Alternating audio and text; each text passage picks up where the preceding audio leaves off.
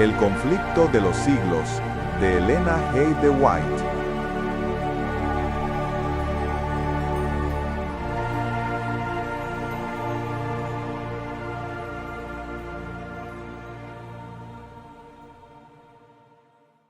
Capítulo 28. La verdadera conversión es esencial. Dondequiera que la palabra de Dios se predicara con fidelidad, los resultados atestiguaban su divino origen. El Espíritu de Dios acompañaba el mensaje de sus siervos, y su palabra tenía poder. Los pecadores sentían despertarse sus conciencias. La luz que alumbra a todo hombre que viene a este mundo, iluminaba los lugares más recónditos de sus almas, y las ocultas obras de las tinieblas eran puestas de manifiesto. Una profunda convicción se apoderaba de sus espíritus y corazones. Eran redarguidos de pecado, de justicia y del juicio por venir. Tenían conciencia de la justicia de Dios, y temían tener que comparecer con sus culpas e impurezas ante aquel que escudriña los corazones. En su angustia clamaban: ¿quién me libertará de este cuerpo de muerte? Al serles revelada la cruz del Calvario, indicio del sacrificio infinito exigido por los pecados de los hombres, veían que sólo los méritos de Cristo bastaban para expiar sus transgresiones. Eran lo único que podía reconciliar al hombre con Dios. Con fe y humildad aceptaban al Cordero de Dios, que quita los pecados del mundo. Por la sangre de Jesús alcanzaban la remisión de los pecados cometidos anteriormente. Estos creyentes hacían frutos dignos de su arrepentimiento. Creían y eran bautizados y se levantaban para andar en novedad de vida, como nuevas criaturas en Cristo Jesús, no para vivir conforme a sus antiguas concupiscencias, sino por la fe en el Hijo de Dios, para seguir sus pisadas, para reflejar su carácter y para purificarse a sí mismos, así como Él es puro. Amaban lo que antes aborrecieran, y aborrecían lo que antes amaran. Los orgullosos y tercos se volvían mansos y humildes de corazón. Los vanidosos y arrogantes se volvían serios y discretos. Los profanos se volvían piadosos, los borrachos, sobrios, y los corrompidos, puros. Las vanas costumbres del mundo eran puestas a un lado. Los cristianos no buscaban el adorno exterior del rizado de los cabellos, del ataviarse con joyas de oro o el de la compostura de los vestidos, sino el oculto del corazón, que consiste en la incorrupción de un espíritu manso y tranquilo. Esa es la hermosura en la presencia de Dios. 1 Pedro 3:3, 4, v. Nácar Colunga. Los reavivamientos producían en muchos profundo recogimiento y humildad. Eran caracterizados por llamamientos solemnes y fervientes hechos a los pecadores, por una ferviente compasión hacia aquellos a quienes Jesús compró por su sangre. Hombres y mujeres oraban y luchaban con Dios para conseguir la salvación de las almas. Los frutos de semejantes reavivamientos se echaban de ver en las almas que no vacilaban ante el desprendimiento y los sacrificios, sino que se regocijaban de ser tenidas por dignas de sufrir oprobios y pruebas por causa de Cristo.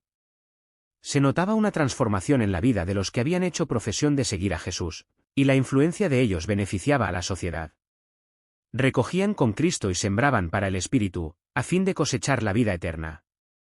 Se podía decir de ellos que fueron contristados para arrepentimiento. Porque el dolor que es según Dios, obra arrepentimiento saludable, de que no hay que arrepentirse, mas el dolor del siglo obra muerte.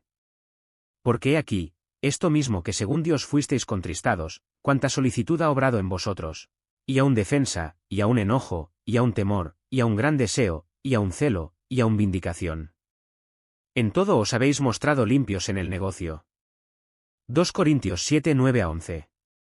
Tal es el resultado de la acción del Espíritu de Dios. Una reforma en la vida es la única prueba segura de un verdadero arrepentimiento. Si restituye la prenda, si devuelve lo que robó, si confiesa sus pecados y ama a Dios y a sus semejantes, el pecador puede estar seguro de haber encontrado la paz con Dios. Tales eran los resultados que en otros tiempos acompañaban a los reavivamientos religiosos. Cuando se los juzgaba por sus frutos se veía que eran bendecidos de Dios para la salvación de los hombres y el mejoramiento de la humanidad. Pero muchos de los reavivamientos de los tiempos modernos han presentado un notable contraste con aquellas manifestaciones de la gracia divina, que en épocas anteriores acompañaban los trabajos de los siervos de Dios. Es verdad que despiertan gran interés, que muchos se dan por convertidos y aumenta en gran manera el número de los miembros de las iglesias. No obstante, los resultados no son tales que nos autoricen para creer que haya habido un aumento correspondiente de verdadera vida espiritual. La llama que alumbra un momento se apaga pronto y deja la obscuridad más densa que antes. Los avivamientos populares son provocados demasiado a menudo por llamamientos a la imaginación, que excitan las emociones y satisfacen la inclinación por lo nuevo y extraordinario. Los conversos ganados de este modo manifiestan poco deseo de escuchar la verdad bíblica, y poco interés en el testimonio de los profetas y apóstoles. El servicio religioso que no revista un carácter un tanto sensacional no tiene atractivo para ellos. Un mensaje que apela a la fría razón no despierta eco alguno en ellos. No tienen en cuenta las claras amonestaciones de la palabra de Dios que se refieren directamente a sus intereses eternos. Para toda alma verdaderamente convertida, la relación con Dios y con las cosas eternas será el gran tema de la vida. Pero ¿dónde se nota, en las iglesias populares de nuestros días, el espíritu de consagración a Dios? Los conversos no renuncian a su orgullo ni al amor del mundo. No están más dispuestos a negarse a sí mismos, a llevar la cruz y a seguir al manso y humilde Jesús, que antes de su conversión. La religión se ha vuelto objeto de burla de los infieles y escépticos, debido a que tantos de los que la profesan ignoran sus principios. El poder de la piedad ha desaparecido casi enteramente de muchas de las iglesias. Las comidas campestres, las representaciones teatrales en las iglesias, los bazares, las casas elegantes y la ostentación personal han alejado de Dios los pensamientos de la gente. Tierras y bienes y ocupaciones mundanas llenan el espíritu, mientras que las cosas de interés eterno se consideran apenas dignas de atención. A pesar del decaimiento general de la fe y de la piedad, hay en esas iglesias verdaderos discípulos de Cristo. Antes que los juicios de Dios caigan finalmente sobre la tierra, habrá entre el pueblo del Señor un avivamiento de la piedad primitiva, cual no se ha visto nunca desde los tiempos apostólicos. El Espíritu y el poder de Dios serán derramados sobre sus hijos. Entonces muchos se separarán de esas iglesias en las cuales el amor de este mundo ha suplantado al amor de Dios y de su palabra. Muchos, tanto ministros como laicos, aceptarán gustosamente esas grandes verdades que Dios ha hecho proclamar en este tiempo a fin de preparar un pueblo para la segunda venida del Señor. El enemigo de las almas desea impedir esta obra, y antes que llegue el tiempo para que se produzca tal movimiento, tratará de evitarlo introduciendo una falsa imitación.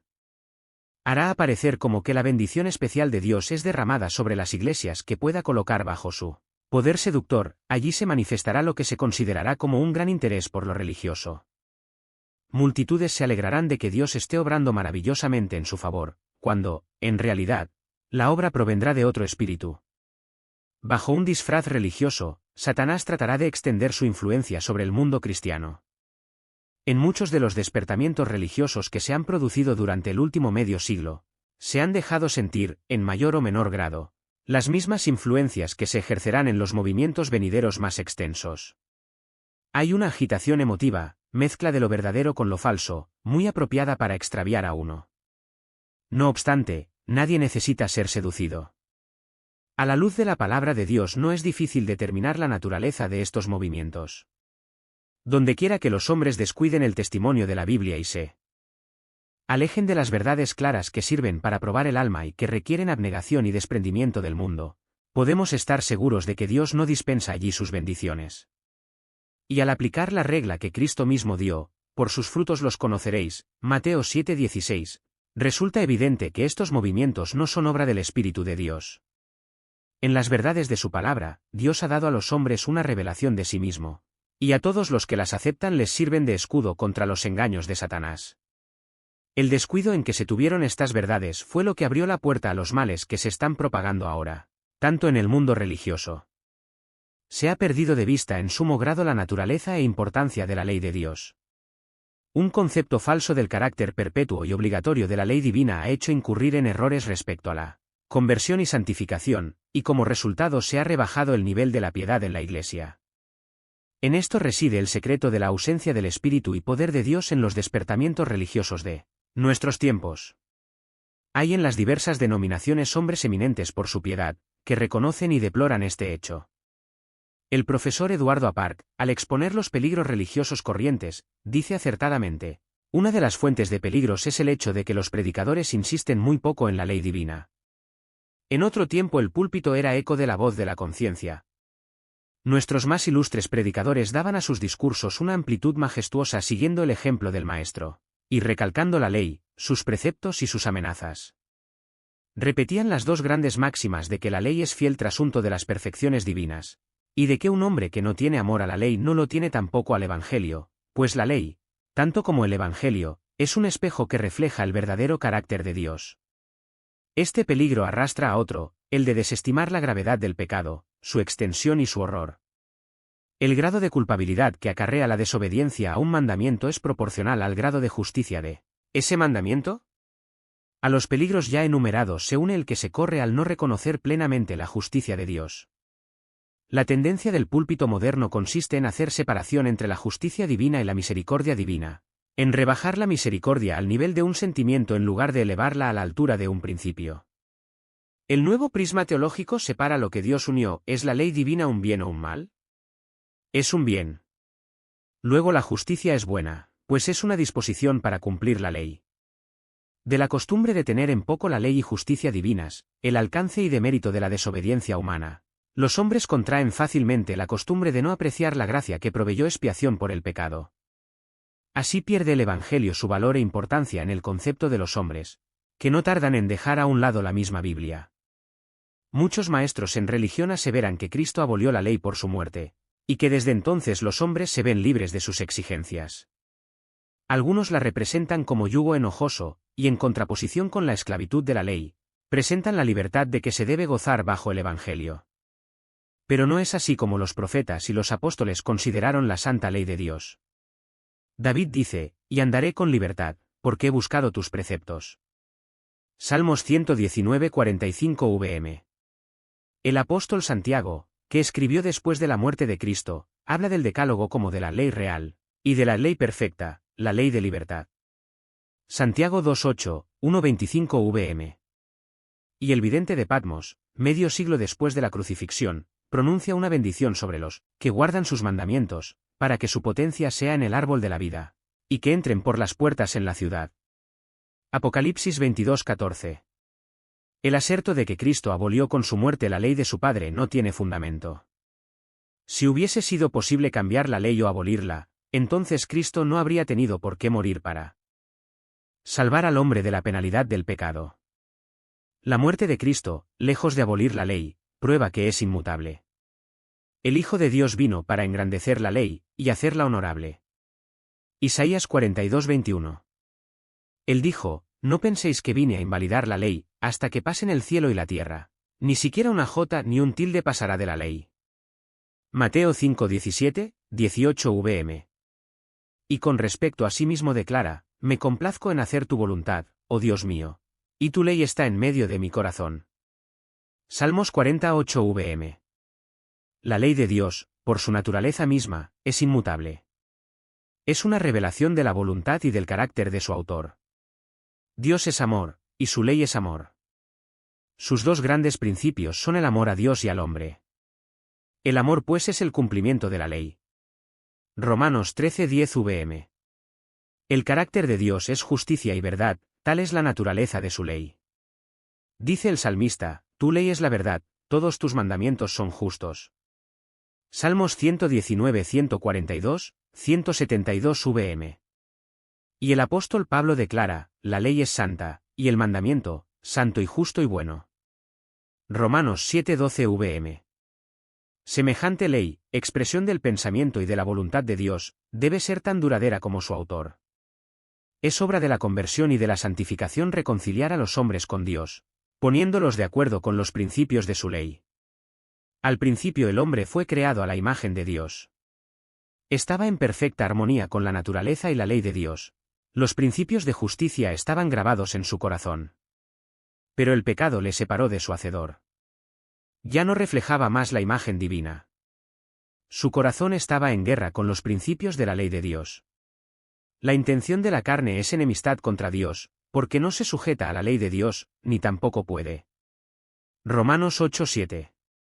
Mas de tal manera amó Dios al mundo, que dio a su Hijo unigénito, para que el hombre fuese reconciliado con Dios.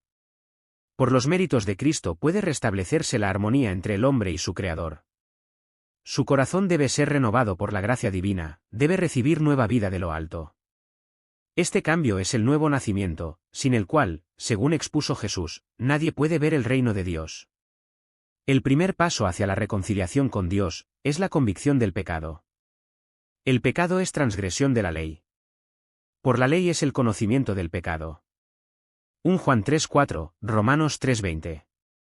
Para reconocer su culpabilidad, el pecador debe medir su carácter por la gran norma de justicia que Dios dio al hombre.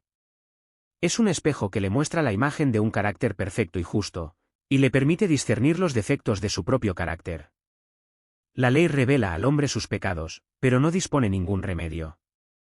Mientras promete vida al que obedece, declara que la muerte es lo que le toca al transgresor. Solo el Evangelio de Cristo puede librarle de la condenación o de la mancha del pecado. Debe arrepentirse ante Dios cuya ley transgredió, y tener fe en Cristo y en su sacrificio expiatorio.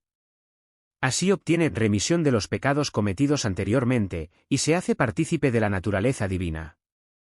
Es un hijo de Dios, pues ha recibido el espíritu de adopción, por el cual exclama, Abba, Padre. ¿Está entonces libre para violar la ley de Dios? El apóstol Pablo dice, abrogamos pues la ley por medio de la fe, no por cierto, antes bien, hacemos estable la ley. Nosotros que morimos al pecado, ¿cómo podremos vivir ya en él?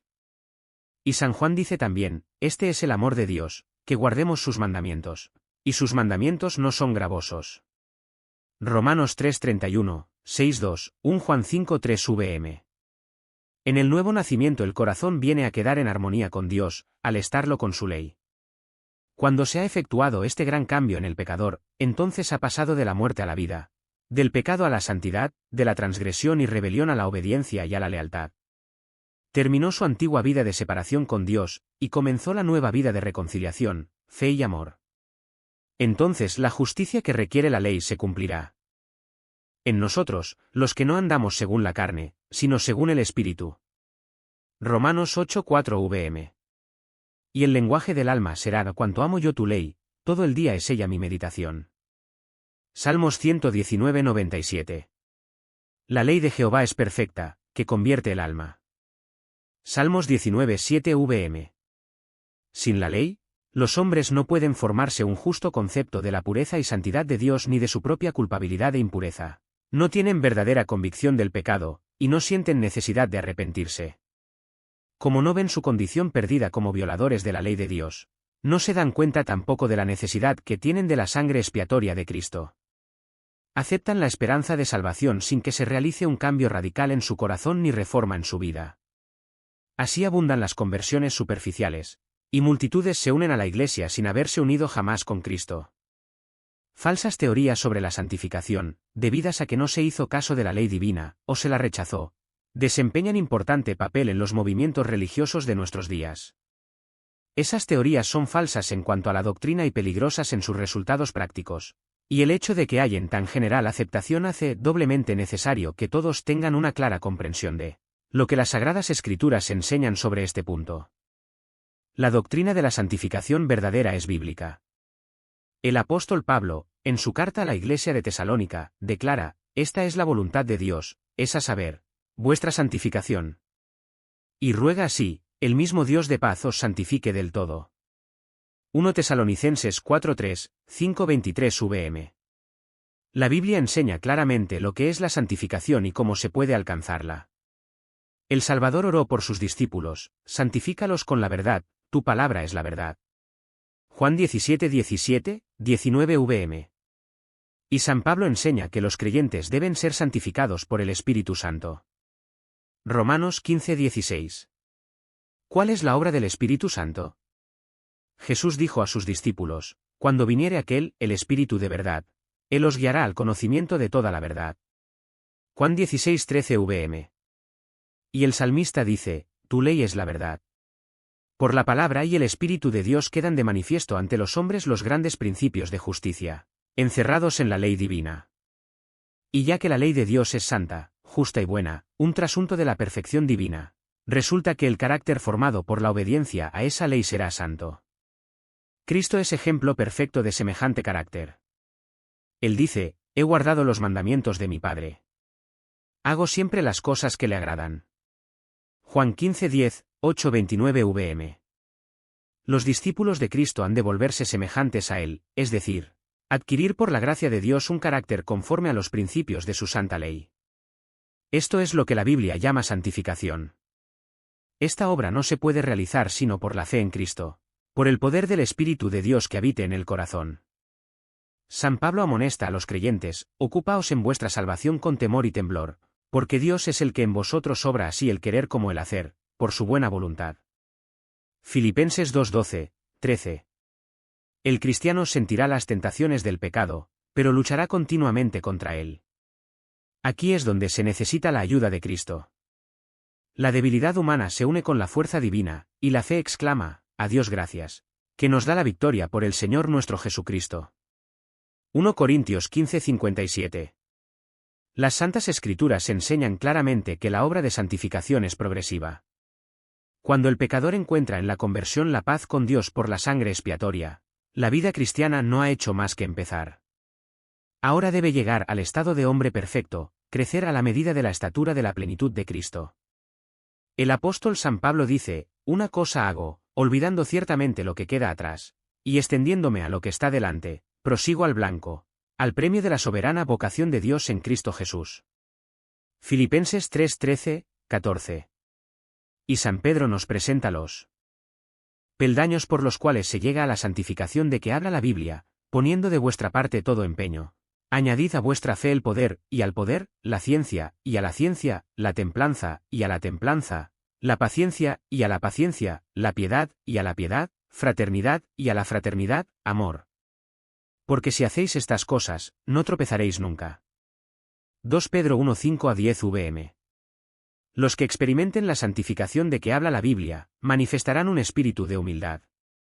Como Moisés, contemplaron la terrible majestad de la santidad y se dan cuenta de su propia indignidad en contraste con la pureza y alta perfección del Dios infinito. El profeta Daniel fue ejemplo de verdadera santificación. Llenó su larga vida del noble servicio que rindió a su maestro. Era un hombre muy amado, Daniel 10:11, vm, en el cielo. Sin embargo, en lugar de prevalerse de su pureza y santidad, este profeta tan honrado de Dios se identificó con los mayores pecadores de Israel cuando intercedió cerca de Dios en favor de su pueblo: no derramamos nuestros ruegos ante tu rostro a causa de nuestras justicias, sino a causa de tus grandes compasiones. Hemos pecado, hemos obrado impíamente. Él declara: yo estaba hablando, y orando, y confesando mi pecado, y el pecado de mi pueblo. Y cuando más tarde el Hijo de Dios apareció para instruirle, Daniel dijo: mi lozanía se me demudó en palidez de muerte, y no retuve fuerza alguna. Daniel 9:18, 15, 20, 18 vm. Cuando Job oyó la voz del Señor de entre el torbellino, exclamó: me aborrezco, y me arrepiento en el polvo y la ceniza. Job 42:6. Cuando Isaías contempló la gloria del Señor, y oyó a los querubines que clamaban: Santo, Santo, Santo es Jehová de los ejércitos, dijo abrumado: ¡ay de mí, pues soy perdido! Isaías 6:3, 5 vm. Después de haber sido arrebatado hasta el tercer cielo y haber oído cosas que no le es dado al hombre expresar, San Pablo habló de sí mismo como del más pequeño de todos los santos. 2 Corintios 12:2-4, Efesios 3:8. Y el amado Juan, el que había descansado en el pecho de Jesús y contemplado su gloria, fue el que cayó como muerto a los pies del ángel. Apocalipsis 1:17. No puede haber glorificación de sí mismo, ni arrogantes pretensiones de estar libre de pecado, por parte de aquellos que andan a la sombra de la cruz del Calvario. Harta cuenta se dan de que fueron sus pecados los que causaron la agonía del Hijo de Dios y destrozaron su corazón, y este pensamiento les inspira profunda humildad. Los que viven más cerca de Jesús son también los que mejor ven la fragilidad y culpabilidad de la humanidad, y su sola esperanza se cifra en los méritos de un Salvador crucificado y resucitado. La santificación, tal cual la entiende ahora el mundo religioso en general, lleva en sí misma un germen de orgullo espiritual y de menosprecio de la ley de Dios que nos la presenta como del todo ajena a la religión de la Biblia. Sus defensores enseñan que la santificación es una obra instantánea, por la cual, mediante la fe solamente, alcanzan perfecta santidad. Tan solo creed, dicen, y la bendición es vuestra. Según ellos, no se necesita mayor esfuerzo de parte del que recibe la bendición. Al mismo tiempo niegan la autoridad de la ley de Dios y afirman que están dispensados de la obligación de guardar los mandamientos. Pero ¿será acaso posible que los hombres sean santos y concuerden con la voluntad y el modo de ser de Dios, sin ponerse en armonía con los principios que expresan su naturaleza y voluntad, y enseñan lo que le agrada? El deseo de llevar una religión fácil, que no exija luchas, ni desprendimiento, ni ruptura con las locuras del mundo, ha hecho popular la doctrina de la fe, y de la fe sola. ¿Pero qué dice la palabra de Dios? El apóstol Santiago dice, hermanos míos, ¿qué aprovechará si alguno dice que tiene fe, y no tiene obras? ¿Podrá la fe salvarle? Más quieres saber, hombre vano, que la fe sin obras es muerta, no fue justificado por las obras Abraham nuestro padre, cuando ofreció a su hijo Isaac sobre el altar. ¿No ves que la fe obró con sus obras, y que la fe fue perfecta por las obras? Veis, pues, que el hombre es justificado por las obras, y no solamente por la fe. Santiago 2:14-24. El testimonio de la palabra de Dios se opone a esta doctrina seductora de la fe sin obras. No es fe pretender el favor del cielo sin cumplir las condiciones necesarias para que la gracia sea concedida. Es presunción, pues la fe verdadera se funda en las promesas y disposiciones de las Sagradas Escrituras. Nadie se engaña a sí mismo creyendo que pueda volverse santo mientras viole premeditadamente uno de los preceptos divinos. Un pecado cometido deliberadamente acalla la voz atestiguadora del Espíritu y separa al alma de Dios. El pecado es transgresión de la ley. Y todo aquel que peca, transgrede la ley, no le ha visto, ni le ha conocido. 1 Juan 3:6. Aunque San Juan habla mucho del amor en sus epístolas, no vacila en poner de manifiesto el verdadero carácter de esa clase de personas que pretenden ser santificadas, y seguir transgrediendo la ley de Dios. El que dice, yo le conozco, y no guarda sus mandamientos, es mentiroso, y no hay verdad en él, mas el que guarda su palabra, verdaderamente en éste se ha perfeccionado el amor de Dios. 1 Juan 2:4, 5 vm. Esta es la piedra de toque de toda profesión de fe. No podemos reconocer como santo a ningún hombre sin haberle comparado primero con la sola regla de santidad que Dios haya dado en el cielo y en la tierra. Si los hombres no sienten el peso de la ley moral, si empequeñecen y tienen en poco los preceptos de Dios, si violan el menor de estos mandamientos, y así enseñan a los hombres, no serán estimados ante el cielo, y podemos estar seguros de que sus pretensiones no tienen fundamento alguno.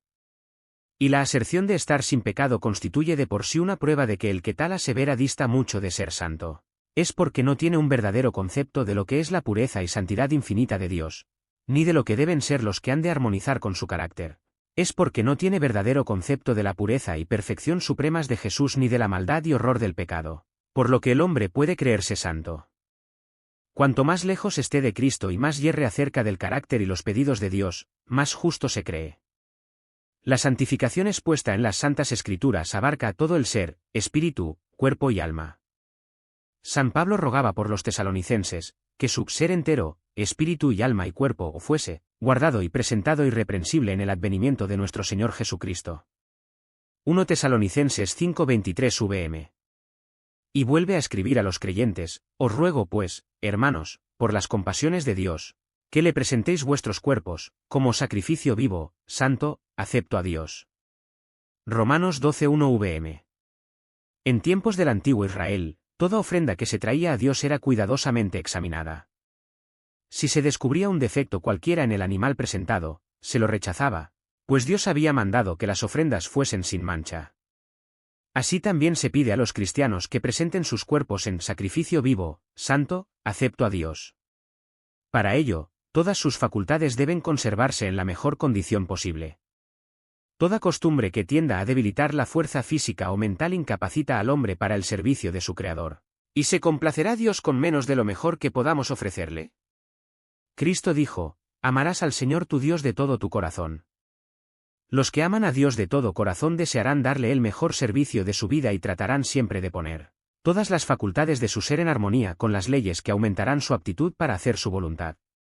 No debilitarán ni mancharán la ofrenda que presentan a su Padre Celestial abandonándose a sus apetitos o pasiones. San Pedro dice, os ruego, que os abstengáis de las concupiscencias carnales, las cuales guerrean contra él.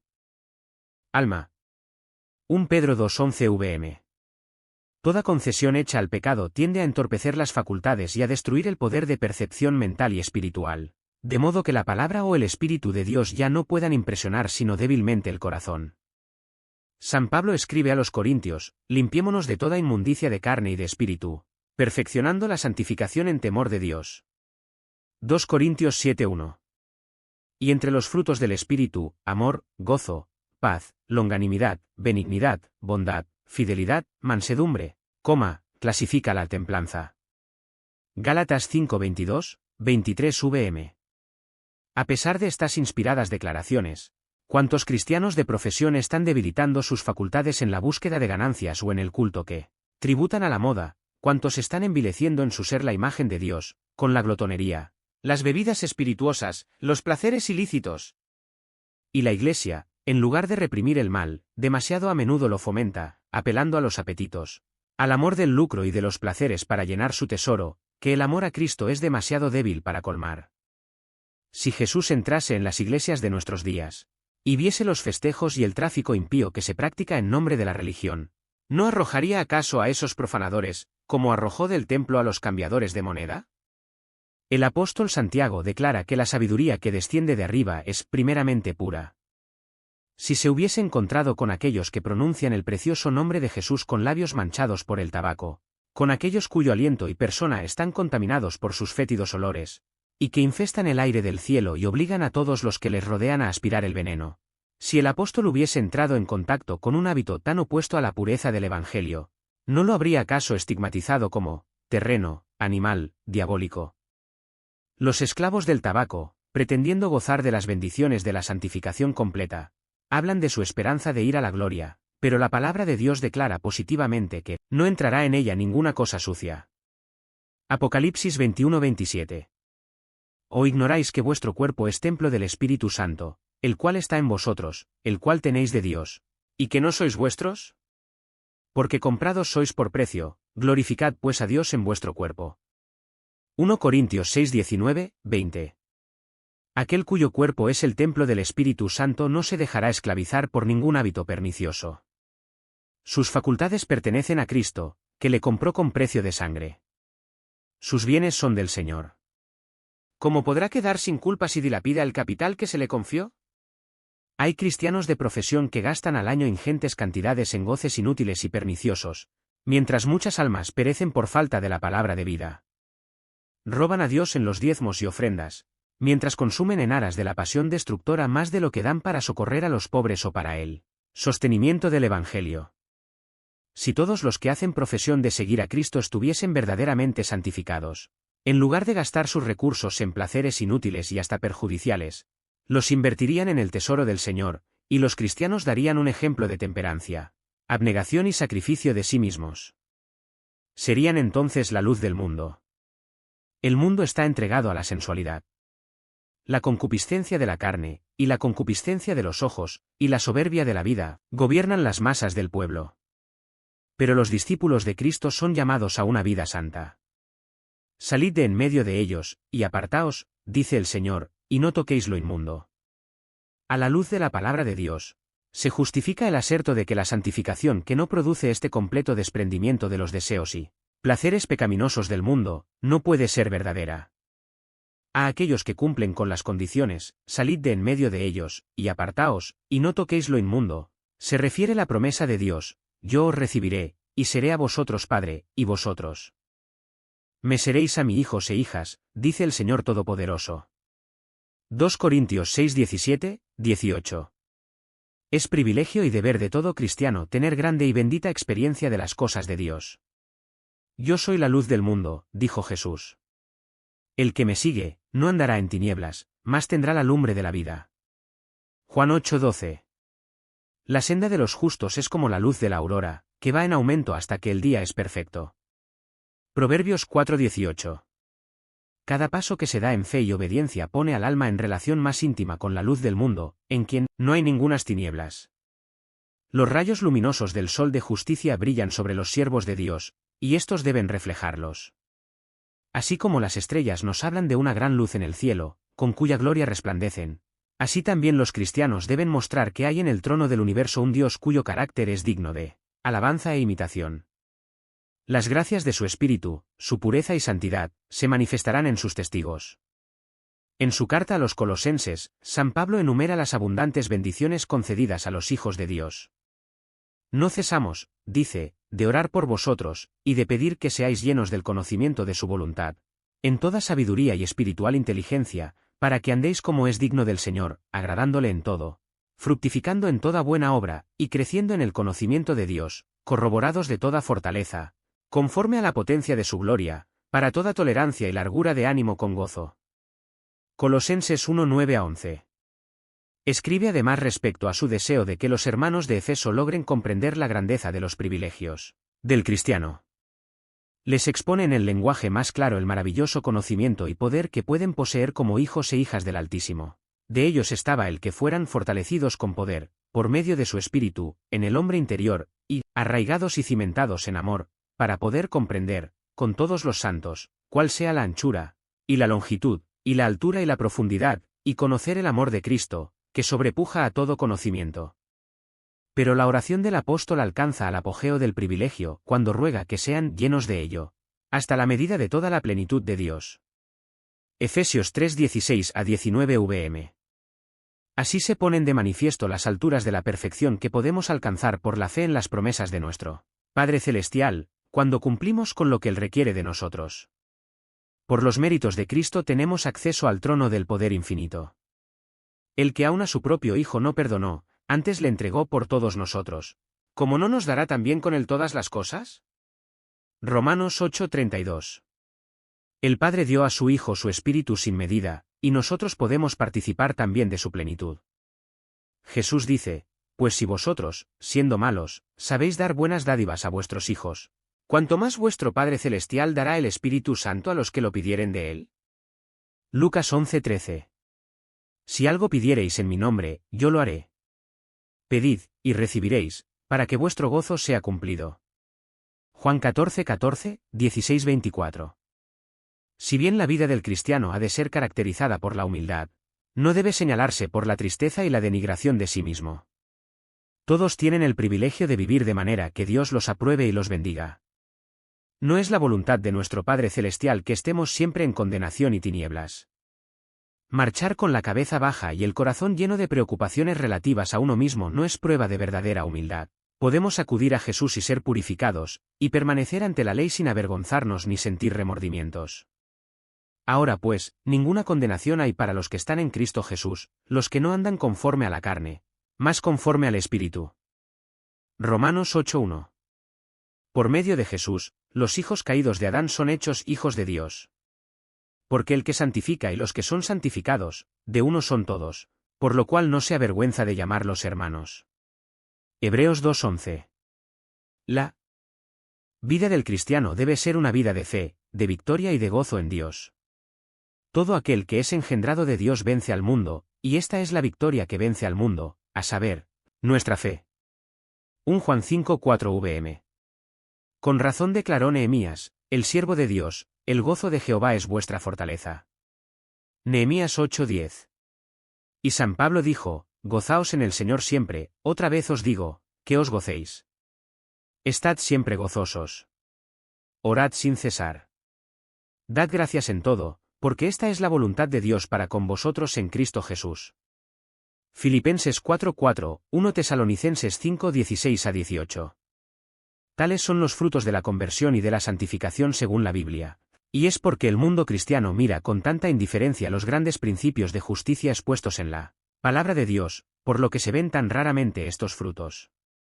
Esta es la razón por la que se ve tan poco de esa obra profunda y duradera del Espíritu de Dios que caracterizaba los reavivamientos en tiempos pasados. Por medio de la contemplación nos transformamos. Pero como esos sagrados preceptos en los cuales Dios reveló a los hombres su perfección y santidad son tenidos en poco y el espíritu del pueblo se deja atraer por las enseñanzas y teorías humanas, nada tiene de extraño que en consecuencia se vea un enfriamiento de la piedad viva en la Iglesia. El Señor dice, dejáronme a mí, fuente de agua viva, por cavar para sí cisternas, cisternas rotas que no detienen aguas. Jeremías 2:13. Bienaventurado el varón que no anduvo en consejo de malos. Antes en la ley de Jehová está su delicia, y en su ley medita de día y de noche. Y será como el árbol plantado junto a arroyos de aguas, que da su fruto en su tiempo, y su hoja no cae, y todo lo que hace prosperará. Salmos 1:1-3. Solo en la medida en que la ley de Dios sea repuesta en el lugar que le corresponde habrá un avivamiento de la piedad y fe primitivas entre los que profesan ser su pueblo. Así dijo Jehová, paraos en los caminos, y mirad y preguntad por las sendas antiguas, cuál sea el buen camino. Y andad por él, y hallaréis descanso para vuestra alma. Jeremías 6:16.